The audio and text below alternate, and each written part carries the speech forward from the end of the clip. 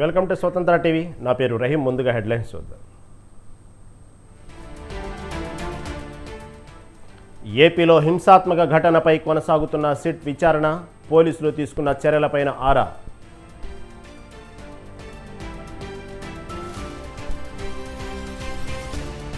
రేపు 8 రాష్ట్రాల్లో 5వ దశ ఎన్నికలు, పోలింగ్కు సర్వం సిద్ధం చేస్తున్న అధికారులు.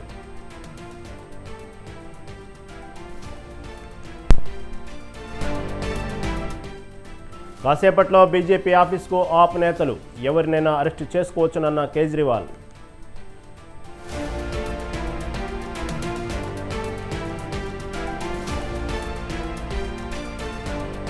నేడు అండమాన్కు నైరుతి రుతుపవనాలు, తెలుగు రాష్ట్రాల్లో 3 రోజుల పాటు వానలు.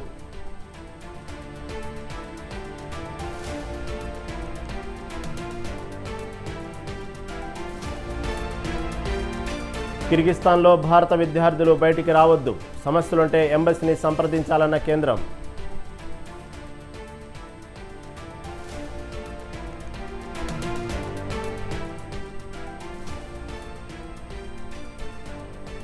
నేడు రాజస్థాన్ కోల్కతా మధ్య ఐపీఎల్ పోరు, రాత్రి 7:30కు మ్యాచ్ ప్రారంభం.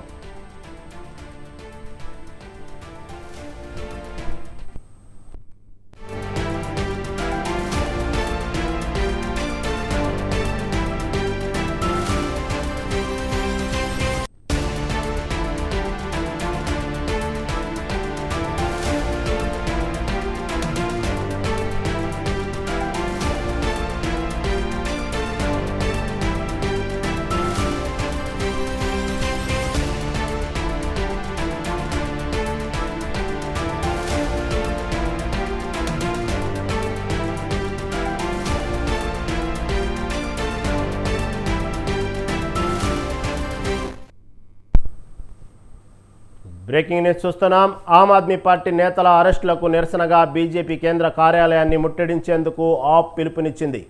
మొన్న సిసోడియా, నిన్న కేజ్రీవాల్, నేడు బిప్లబ్ కుమార్ ఇలా వరుసగా అరెస్టులు చేయడం పట్ల నిరసన తెలిపామని ఆమ్ ఆద్మీ పార్టీ నిర్ణయించింది.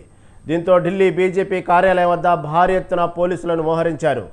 ఆందోళనలో ఢిల్లీ సీఎం కేజ్రీవాల్ పాల్గొంటారని తెలియడంతో మరింత కట్టుదిట్టమైన భద్రత ఏర్పాటు చేశారు.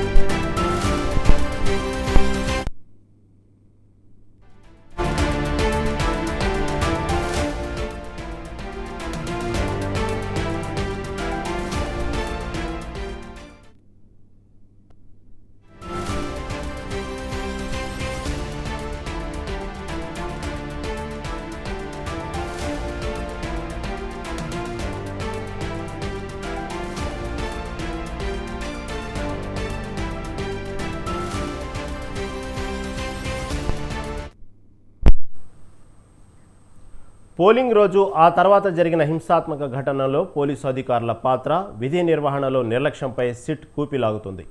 ఎన్నికల కోడ్ను ఉల్లంఘించి ఏకపక్షంగా వ్యవహరించిన అధికారుల తీరుపై విచారిస్తుంది. ఎన్నికల సంఘం ఆదేశాల మేరకు 17వ తేదీన సాయంత్రం ప్రభుత్వం ఏర్పాటు చేసిన ప్రత్యేక దర్యాప్తు బృందం నిన్న క్షేత్రస్థాయిలో రంగంలోకి దిగింది.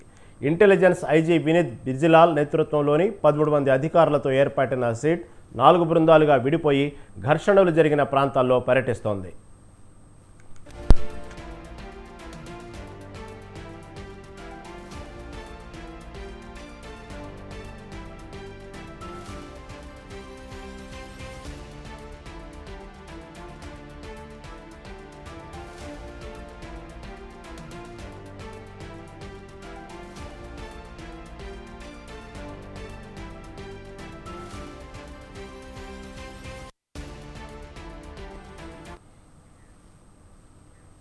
పల్నాడు జిల్లా మాచర్ల, నర్సరావుపేట, అనంతపురం జిల్లా తాడిపత్రిలో సిట్ అధికారులు పర్యటిస్తున్నారు. అధికార పార్టీకి వంతపాడిన దిగువ మధ్యస్థాయి పోలీసు అధికారుల పాత్రపై విచారణ చేస్తున్నారు. టీడీపీ నేతలు, వైసీపీ నేతలు కార్యకర్తలపై యథేచ్ఛగా దాడులు జరుగుతున్నా, ఆస్తులను ధ్వంసం చేస్తున్నా ఆపకుండా ప్రేక్షక పాత్ర పోషించిన అధికారులు ఎవరు? ఉన్నతాధికారులు ఆదేశాలు పాటించకుండా అధికార పార్టీ నేతలకు సమాచారం చేరవేసిన పోలీసులు ఎవరు? అన్ని కోణాల్లో విచారిస్తున్నారు.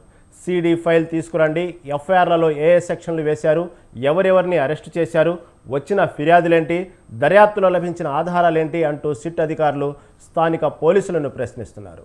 దీనిపై మరింత సమాచారం మా ప్రతినిధి వీరాస్వామి ఫోన్ అందిస్తారు. ఓటు వీరాస్వామి.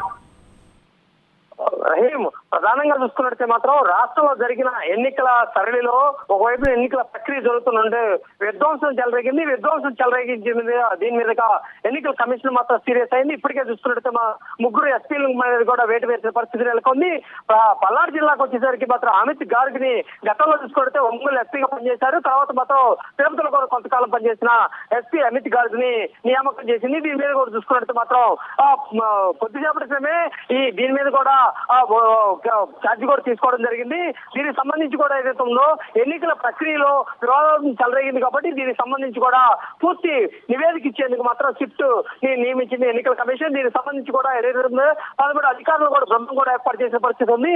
ఏఎస్పీగా ఉన్న సౌమ్యలతమోతో ఏసీబీలో కొనసాగుతున్నారు. ఆమె సిట్ అధికారిగా పల్నాడు జిల్లాకు విచారణ అధికారిగా ఎట్టిన పరిస్థితి నెలకొంది. నిన్నటి నుంచి మాత్రం ఎక్కువగా చూసుకున్నట్టు మాత్రం నరసరావుపేట, అదేవిధంగా చూసుకున్నట్టే రెంటాల గ్రామాల్లో కూడా పోలీస్ స్టేషన్ కూడా పలు రికార్డులను కూడా పరిశీలించింది. అక్కడ ఉన్న ఉన్నతాధికారులు కూడా ప్రశ్నించింది. ఏ ఎఫ్ఐఆర్ నమోదు చేశారు, ఇప్పటికి చూస్తున్నట్టు కారు దహనం కేసులో ఎలాంటి కేసు నమోదు చేశారు, ఎస్సీ కేసు విషయంలో మాత్రం 2 కేసులు నమోదయ్యాయి కాబట్టి దాని మీద సంబంధించి కూడా ఎలాంటి ఎఫ్ఐఆర్ నమోదు చేశారు, ఎలాంటి సెక్షన్లు విధించారు, దీనికి సంబంధించి కూడా 2 హత్యాయత్నం కేసులు కూడా నమోదయ్యి వాటి సంగతి కూడా పరిగణలో తీసుకున్న అక్కడ ఉన్న ఉన్నతాధికారులు కూడా ఏదైతే ఉందో వాళ్ళని కూడా ప్రశ్నించడం జరిగింది. దీనికి సంబంధించి కూడా వివరాలు కూడా సేకరించింది. ఈ రోజు కూడా సిట్ దానికి సంబంధించి కూడా దర్యాప్తు పూర్తి నివేదికను మాత్రం ఎన్నికల కమిషన్ ఇచ్చే పనిలో పడిందని చెప్పుకోవాల్సిన పరిస్థితి నెలకొంది. విధ్వంసం చెలరేగిన విషయంలో వీటి దాదాపు 632 మందిని ఇప్పటికీ ఐడెంటిఫై చేసిన పరిస్థితి నెలకొంది. వీటి సంఘటన చూసుకున్నట్టు మాత్రం కేసులు కూడా నమోదు చేశామని ఏదైతే ఉందో దానికి సంబంధించి కూడా సిట్కి నివేదిక ఇచ్చడం జరిగింది. దీనికి సంబంధించి కూడా పూర్తి వివరాలను కూడా సేకరించారు. అదేవిధంగా చూసుకున్నట్టు మాత్రం ఏ కేసులు నమోదు చేశారు, ఇప్పుడు విధ్వంసకాండలో రాజకీయ నేతల ప్రమేయం ఉంది, ఆ రాజకీయ నేతలు ఎక్కడున్నారు, వాళ్ళ డేటా ఎన్ని కూడా సేకరించిన పరిస్థితి నెలకొంది. అదేవిధంగా చూసుకున్నట్టు మాత్రం గోప్యంగా విచారణ కొనసాగుతుందని చెప్పుకోవాల్సిన పరిస్థితి నెలకొంది. అదేవిధంగా చూసుకున్నట్టు మాత్రం గురజాలలో కూడా జరిగిన వివాదంలోనూ, దీంతో పాటు చూసుకున్నట్టు మాత్రం పెరకోరపాడు నియోజకవర్గంలో జరిగిన వివాదంలోనూ, దీంతో పాటు చూసుకున్నట్టు పిన్నెల్లిలో జరిగిన గొడవలను కూడా సంబంధించిన కొంతమంది నేతలను కూడా ఐడెంటిఫై చేసినట్టుంది. సీసీ ఫుటేజ్ కూడా సేకరించారు. సీసీ ఫుటేజ్ లో కూడా కొన్ని వివరాలు సేకరించి కొన్ని పేర్లను కూడా నమోదు చేసిన పరిస్థితి నెలకొంది. ఇది గోప్యంగా ఉంచిన పరిస్థితి నెలకొంది. సిట్ నివేదికకి ఇచ్చే దానిలో మాత్రం ప్రక్రియలో భాగంగా వీటన్నింటినీ చూసుకుని సిట్ ఇచ్చే అవకాశాలు కూడా కనిపిస్తున్నాయి. ఈ సిట్ మాత్రం పూర్తి దర్యాప్తు లోతుగా విచారణ చేస్తుంది. ఈ రాజకీయాలకు అతీతంగా మాత్రం ఈ సిట్ దర్యాప్తు కొనసాగుతుందని చెప్పుకోవాల్సిన పరిస్థితి నెలకొంది. వీటన్నిటిని తీసుకెళ్లి ఎన్నికల కమిషన్ కూడా ఈ రోజు నివేదిక అందజేయనున్న పరిస్థితి నెలకొంది. ఇప్పటికే చూసుకున్నట్టు మాత్రం ఎన్నికల కమిషన్ సీరియస్ గా ఉంది. విధ్వంసకాండకు చెలరేగడానికి కారణం ఏంటి, ఇటు టీడీపీ, వైసీపీ నేతల మధ్య వివాదాలు చెలరేగిన తర్వాత ఎవరెవరి పాత్ర ఉంది, ఎవరెవరు ఎక్కడ ఉన్నారు, దీనికి సంబంధించి కూడా ఐడెంటిఫై చేసి వాటికి సంబంధించిన కూడా వివరాలు కూడా ఇవ్వాలి అని చెప్పేసి కింది స్థాయి ఉన్నతాధికారులు కూడా వివరణ కోరింది. కొంతమంది ఉన్నతాధికారులు కూడా దీనికి సంబంధించి కూడా సీరియస్ అయ్యారు. కింది స్థాయి ఏదైతే ఉందో పోలీస్ సిబ్బంది ఉన్నారో వాళ్ళ పేరు కూడా చర్యలు తీసుకునే అవకాశం ఉందని చెప్పేసి మనకున్న సమాచారం మేరకు తెలుస్తుంది. దీనికి సంబంధించి కూడా ఇప్పటికే 3 జిల్లాల ఎస్పీలు కూడా కొత్తగా నియామకం చేసిన పరిస్థితి. తిరుపతికి తీసుకున్నట్టు హర్షవర్ధన్ రాజును కూడా నియామకం చేసింది. గతంలో కూడా ఏదైతే ఉందో కొన్ని కీలకమైన కేసుల్లో కూడా విషయాల్లో కూడా పూర్తి దర్యాప్తు చేసేసి అతి తక్కువ సమయంలో కూడా కీలక పాత్ర పోషించిన పేరు మాత్రం మంచిగా హర్షవర్ధన్ రాజుకుంది. దీనికి సంబంధించి కూడా అమిత్ గారు కూడా క్రమశిక్షణ మారిపేరు కూడా గతంలో ప్రకాశం జిల్లాలో పనిచేసిన సమయంలో కూడా ఆమె డిఎస్పీ, సిఐల మీద కూడా వేటు వేసిన పరిస్థితి నెలకొంది. క్రమశిక్షణ చర్యలు మాత్రం ఏదైతే ఉందో వాటికి మాత్రం సీరియస్ గా ఉంటుంది అని చెప్పేసి గతంలో కూడా చెప్పిన పలు సందర్భాలు. అందుకనే అమిత్ గారుకుని హర్షవర్ధన్ రాజు లాంటి నేతల మీద కూడా ఉక్కుపాదం మోపేందుకు ఇలాంటి అధికారులు తీసుకొచ్చిన పరిస్థితి నెలకొంది. సిట్ సిట్ మాత్రం ఈ రోజు దర్యాప్తు మొత్తం పూర్తిగా క్షుణ్ణంగా పరిశీలించి నివేదిక మాత్రం ఈ రోజు ఎన్నికల కమిషన్ ఇవ్వనుంది. దీంతో పాటు చూసుకున్నట్టు మాత్రం ఏదైతే ఉందో కొంతమంది అధికారుల ప్రమేయం ఉంది, వాళ్ళ మీద కూడా వేటుపడే అవకాశాలు ఉన్నాయి, వాళ్ళ మీద కూడా కఠిన చర్యలు తీసుకునే అవకాశాలు ఉన్నాయి, కొంతమంది రాజకీయ నాయకుల ప్రమేయం కూడా ఉంది అని చెప్పేసి లోతుగా విచారణ చేస్తే మాత్రం ఉంది. వాళ్ళని అరెస్ట్ చేసేందుకు మాత్రం మనకున్న సమాచారం మేరకు రంగం సిద్ధమైంది అని చెప్పేసి తెలుస్తోంది. దీనికి సంబంధించి కూడా రాష్ట్రంలో మాత్రం దాదాపు ఇప్పటికే ఇంటెలిజెన్స్ రిపోర్ట్ ప్రకారం కేంద్ర బలగాలు కూడా ఆంధ్రప్రదేశ్ రాష్ట్రానికి వస్తున్నాయని చెప్పేసి, అదేవిధంగా 4వ తారీఖు మాత్రం ఏదైతే ఉందో ఎన్నికల ఫలితాలు వస్తాయి కాబట్టి 20వ తారీఖు మాత్రం కేంద్ర బలగాలు ఇక్కడే ఉంటాయి, దాదాపు 16 రోజుల పాటు ఇక్కడే ఉండనున్నాయి అన్నట్టు మనకున్న సమాచారం మేరకు తెలుస్తుంది. ఓవరాల్ గా చూసుకున్నట్టు మాత్రం సిట్ దర్యాప్తు తర్వాత ఈ రోజు సాయంత్రానికి నివేదిక మాత్రం ఎన్నికల కమిషన్ ఇవ్వనుంది. రాహేం. Okay, right Veeraswamy, thank you for updates.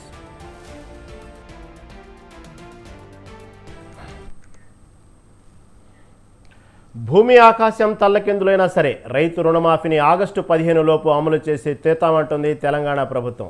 ఈ విషయంలో ఎలాంటి సందేహాలు అక్కర్లేదంటూ లోక్సభ ఎన్నికల ప్రచారం సందర్భంగా తేల్చి చెప్పారు సీఎం రేవంత్ రెడ్డి.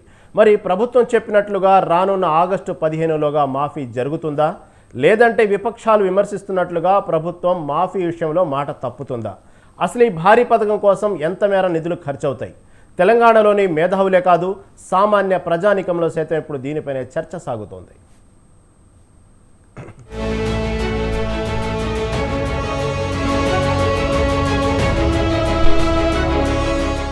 పార్లమెంట్ ఎన్నికలు పూర్తి కావడంతో రైతు రుణమాఫీపై పూర్తి స్థాయిలో దృష్టి పెట్టారు తెలంగాణ సీఎం రేవంత్ రెడ్డి.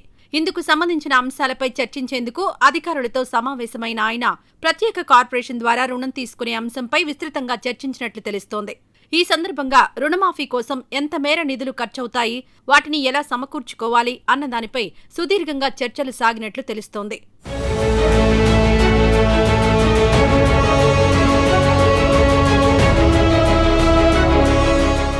ఓ అంచనా ప్రకారం రాష్ట్రంలో రైతు రుణమాఫీకి 33,000 కోట్ల నుంచి 35,000 కోట్ల రూపాయల మేర నిధులు అవసరమవుతాయని తెలుస్తోంది. అయితే ఈ భారం ఎంత ఎక్కువైనా హామీని అమలు చేయాల్సిందేనని, అందుకు అవసరమైన చర్యలు తీసుకోవాలంటూ అధికారులకు ఆదేశాలివ్వడంతో ఆ దిశగా అధికారులు కసరత్తులు మొదలుపెట్టినట్లుగా ప్రచారం సాగుతోంది.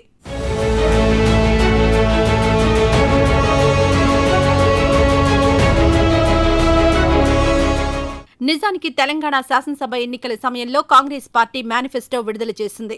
అందులో రైతులకు 2 లక్షల వరకు రుణమాఫీ చేస్తామంటూ ప్రకటించింది. ఆగస్టు 15లోగా ఈ హామీని నెరవేరుస్తామని ఇటీవలే నిర్వహించిన లోక్సభ ఎన్నికల ప్రచారంలోనూ ప్రముఖంగా ప్రస్తావించారు సీఎం రేవంత్ రెడ్డి. ఇదే అంశంపై ప్రతిపక్షాలు సైతం ప్రశ్నాస్త్రాలు సంధించాయి, ప్రభుత్వంపై సెటైర్లు వేశాయి. 2 లక్షల రుణమాఫీ చేస్తున్నారు. ఈ 2 లక్షల రుణమాఫీ ఏలే, ఇది చేయకుండానే 3 లక్షల రూపాయలు వడ్డీ లేని రుణం రైతులకు ఇస్తాంటారు. ఏ బ్యాంకు వాళ్ళు ఇవ్వాలి? నువ్వు 2 లక్షల ఆల్రెడీ అప్పున్న రైతులకు గత ప్రభుత్వం 1 లక్ష రూపాయల రుణమాఫీ చేస్తాను చేయకపోవడం మిత్తికి కూస్తున్నది. ఇవాళ 2 లక్షల రుణమాఫీ చేయకపోతే మళ్ళీ 3 లక్షలు వడ్డీ లేని రుణం ఇస్తాను పడుతుంది. ఏ బ్యాంకు వాళ్ళు ఇవ్వాలి? ఇలా రైతులను డిఫాల్టర్ గా మార్చింది గతంలో బీఆర్ఎస్ పార్టీ ప్రభుత్వం, ఈ రోజు కాంగ్రెస్ పార్టీ ప్రభుత్వం. ఇలా బ్యాంక్ లో పోతే 3 లక్షల రుణం ఎట్లిస్తుంది బ్యాంకు రైతులకు? పాత బకాయిలే చెల్లించలే, మీరు రుణమాఫీ అయిపోతుంది. మళ్ళీ కొత్త రుణం పెట్టిస్తే అంతే జిమ్మిక్లని. 2 లక్షల రుణమాఫీ ఎందుకు చేస్తలేరు? ఆపింది ఎవరు? ప్రస్తుతం లోక్సభ ఎన్నికలు ముగియడంతో తెలంగాణ సీఎం రుణమాఫీపై అధికారులతో సమావేశం కాగా ఆర్థిక శాఖ ప్రత్యేక ప్రధాన కార్యదర్శి రామకృష్ణారావు ప్రత్యేక ప్రజెంటేషన్ ఇచ్చినట్లు సమాచారం. ఈ సందర్భంగా రాష్ట్ర ప్రభుత్వ రెవెన్యూ, ఖర్చు, రుణాలకు ప్రతి నెలా చెల్లించాల్సిన అసలు, వడ్డీ ఇలా అన్ని అంశాలను వివరించడంతో పాటు రుణమాఫీకి ఎంత అవసరమో కూడా స్పష్టత ఇచ్చినట్లు ప్రభుత్వ వర్గాలు చెబుతున్నాయి. ఈ సమయంలోనే ప్రత్యేక కార్పొరేషన్ ఏర్పాటు ప్రతిపాదన వచ్చినట్లు సమాచారం.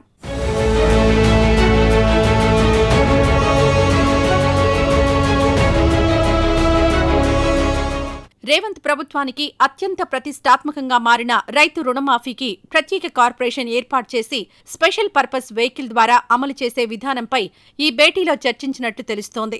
అయితే బ్యాంకులు రుణమాఫీ అమలు చేస్తే ఆ మొత్తాన్ని ప్రతి నెలా కొంత మొత్తంలో తెలంగాణ సర్కార్ బ్యాంకులకు చెల్లించే విధానాన్ని అమలు చేయాలన్నది ఓ ప్రతిపాదన. రాష్ట్రంలో పెరిగిన ఆదాయాన్ని, అదనంగా సేకరించే నిధులను దీనికి ఖర్చు చేస్తే సరిపోతుందనే అభిప్రాయం వ్యక్తమైనట్లు సమాచారం.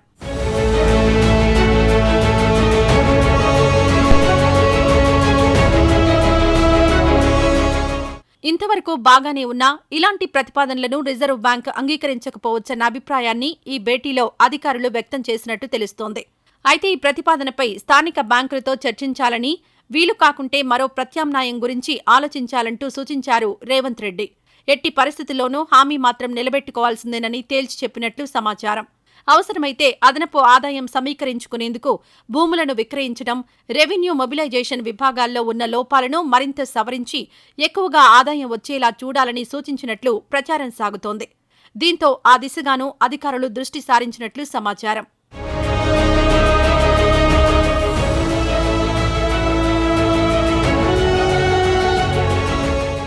మరోవైపు ఇప్పటికే రైతు రుణమాఫీపై బీఆర్ఎస్ కాంగ్రెస్ మధ్య మాటల తూటాలు పేలాయి. ఎన్నికల హామీలో భాగంగా ఆగస్టు 15 నాటికి రుణమాఫీ చేయకుంటే సీఎం రేవంత్ రెడ్డి రాజీనామా చేస్తారా అంటూ సూటిగా ప్రశ్నించారు బీఆర్ఎస్ ఎమ్మెల్యే, మాజీ మంత్రి హరీష్ రావు. అయితే దీనికి గట్టిగానే కౌంటర్ ఇచ్చారు సీఎం రేవంత్ రెడ్డి. భూమి ఆకాశం తలకిందులైనా ఆగస్టు 15లోగా రుణమాఫీ చేస్తామని మరోసారి స్పష్టం చేశారు. అలా చేస్తే బీఆర్ఎస్ పార్టీని రద్దు చేస్తారా అంటూ హరీష్ రావుకు ప్రతి సవాలు విసిరారు ముఖ్యమంత్రి రేవంత్ రెడ్డి. మీ రాజీనామా, నా రాజీనామా కూడా పెడదాం. ఆగస్టు 15లోగా ఏకకాలంలో 2 లక్షల రుణమాఫీ 100 రోజుల్లో అమలు చేస్తామన్నాయి. బాండ్ పేపర్ల మీద రాసిచ్చిన 6 గ్యారంటీలు అమలు చేస్తే నా రాజీనామా పత్రాన్ని నేరుగా స్పీకర్ గారికి ఇవ్వండి. నేను మళ్ళీ ఉప ఎన్నికల్లో పోటీ కూడా చెయ్యను అని ఇప్పటికే స్పష్టంగా చెప్పాను. ఒకవేళ 6 గ్యారంటీలు 2 లక్షల రుణమాఫీ చేయకపోతే మీ రాజీనామాను గవర్నర్ గారికి ఇవ్వడానికి మీరు సిద్ధంగా ఉన్నారా అని నేను అడుగుతా ఉన్నా. మీరు దేవుడి మీద ప్రమాణం చేసి ఒట్లు పెట్టుకొని బాండ్ పేపర్ల మీద రాసిచ్చిన హామీలు నిజమే అయితే రాజీనామా చేయడానికి ఎందుకు వెనకడుగు వేస్తున్నారు? నేను 15 ఆగస్టు లోపల 2 లక్షల రూపాయల రైతు రుణమాఫీ చేస్తాను నేనంటే, రేవంత్ రెడ్డి నువ్వు 15 ఆగస్టు లోపల చేయకపోతే నువ్వు రాజీనామా చేయాలా, నువ్వు చేస్తే నేను ఎమ్మెల్యే పదవికి రాజీనామా చేసి మళ్ళీ సిద్దిపేటలో పోటీ చేయను అన్నాడు. నేను ఆ సవాల్ను స్వీకరించి, మంచిది హరీష్ రావు గారు, నీ సిట్టి జేబులో పెట్టుకో రాజీనామాది. 15 ఆగస్టు తర్వాత సిద్దిపేటకు నీ శని వదులుతుంది, చింతమాడికలో పోయి చింతశెట్టు కింద వండుకో అని చెప్పిన.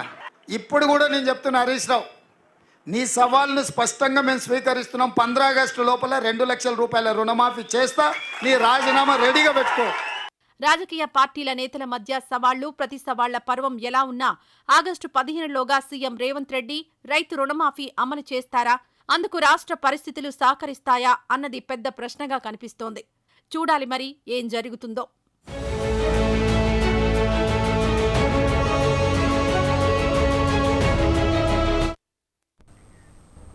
ఐపీఎల్ చరిత్రలోనే 1% అవకాశం నుంచి ప్లే ఆఫ్కు చేరిన టీంగా బెంగళూరు జట్టు నిలిచిపోయింది.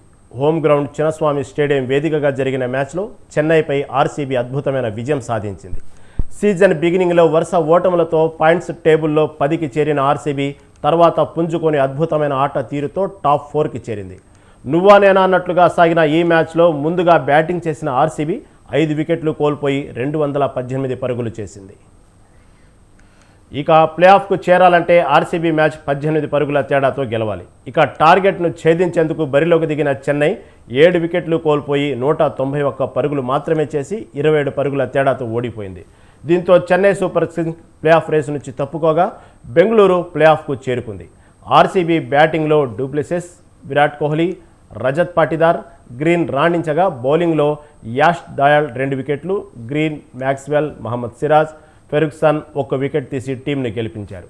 తమ అభిమాన టీం గెలవడంతో పాటు ప్లే ఆఫ్కు చేరడంతో ఆర్సీబీ ఫ్యాన్స్ సంబరాలు జరుపుకున్నారు.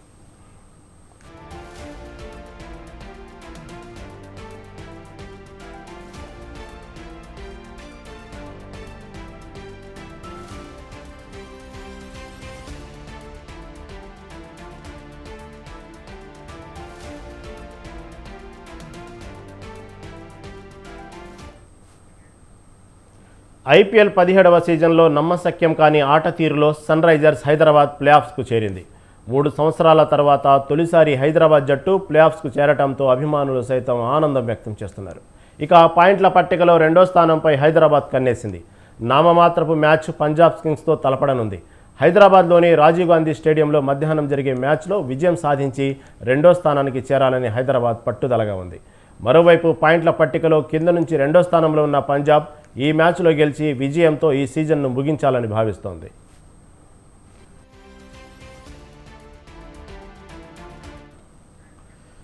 సన్ రైజర్స్ హైదరాబాద్కు ఓపెనర్లే ప్రధాన బలంగా ఉన్నారు. ట్రావిస్ హెడ్, అభిషేక్ శర్మ మెరుపు దాడితో ప్రత్యర్థులను చితకబాదుతున్నారు.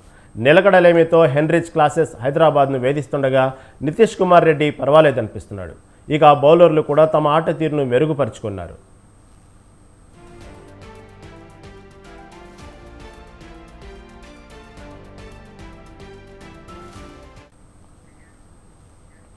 నేడు ఐపీఎల్లో అగ్రజట్ల మధ్య మరో ఆసక్తికర సమరం జరగనుంది.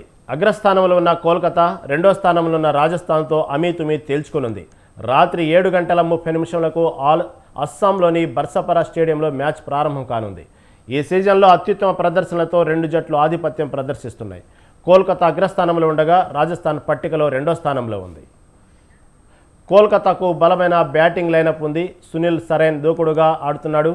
శ్రేయస్ అయ్యర్, వెంకటేష్ అయ్యర్, రఘువంశీ, రమణదీప్ సింగ్, రింకు సింగ్ వంటి బ్యాటర్లు ఉన్నారు. కోల్కతాకు ఆండ్రీ రస్సెల్ ఉన్నాడు. మిచెల్ స్టార్క్, వరుణ్ చక్రవర్తి, హర్షిత్ రాణా, వైభవ్ అరోరాలతో కోల్కతాకు బలమైన బౌలింగ్ ఉంది.